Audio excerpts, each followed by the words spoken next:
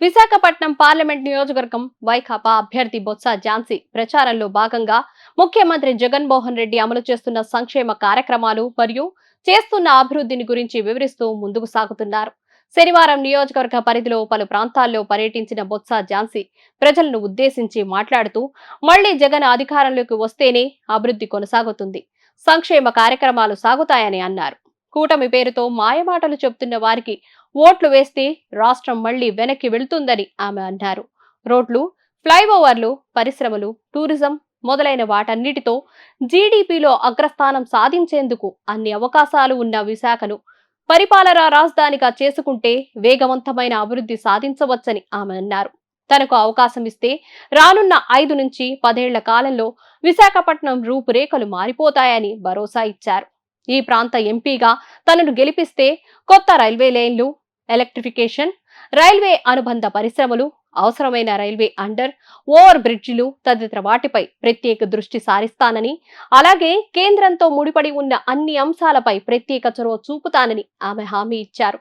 గతంలో ఇచ్చిన హామీలనే అమలు చేయలేక 5 ఏళ్ల పాటు ప్రజలను వంచించి ఇప్పుడు కొత్తగా ఏదో ఉద్ధరిస్తామంటూ మన ముందుకు వస్తున్న వారికి బుద్ధి చెప్పాలని బొత్స ఝాన్సీ అన్నారు. ఎక్కడెక్కడ అంశాలను కాపీ కొట్టి ఆల్ ఫ్రీ బాబుగా గుర్తింపు పొందిన వాళ్లు మళ్లీ మన ముందుకు వస్తున్నారని, వారి మాయలో పడవద్దని ఆమె హెచ్చరించారు.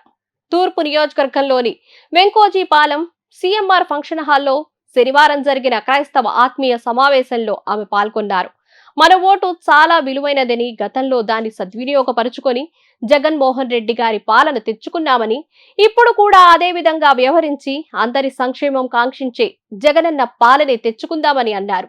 విశాఖ పరిపాలనా రాజధాని అయితే ఉత్తరాంధ్ర వెనుకబాటుతనం దూరమవుతుందని, అది సాకారం కావాలి అంటే ఇక్కడే ముఖ్యమంత్రిగా ప్రమాణ స్వీకారం చేస్తా అన్న జగన్మోహన్ రెడ్డి గారికి మనమంతా అండగా ఉండాలని ఆమె పిలుపునిచ్చారు.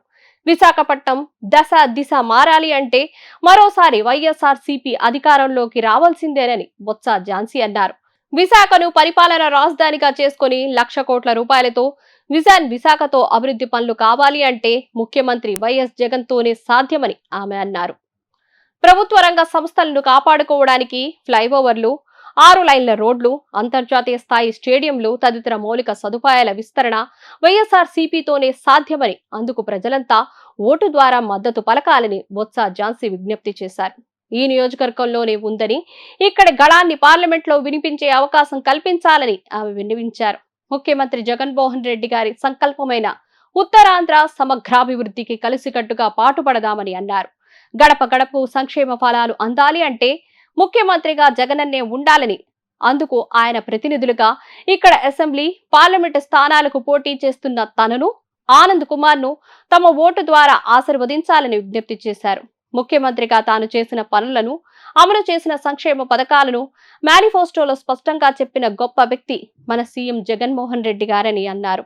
మన పిల్లల భవిష్యత్తు ఉజ్వలంగా ఉండడానికి, స్థానికంగా మరిన్ని పరిశ్రమలు రావడానికి, కుల మతాలకు అతీతంగా అందరికీ సంక్షేమ పథకాలు అందడానికి వైఎస్ఆర్సీపీని అధికారంలోకి రావాల్సిన అవసరం ఉందని ఆమె నొక్కి చెప్పారు.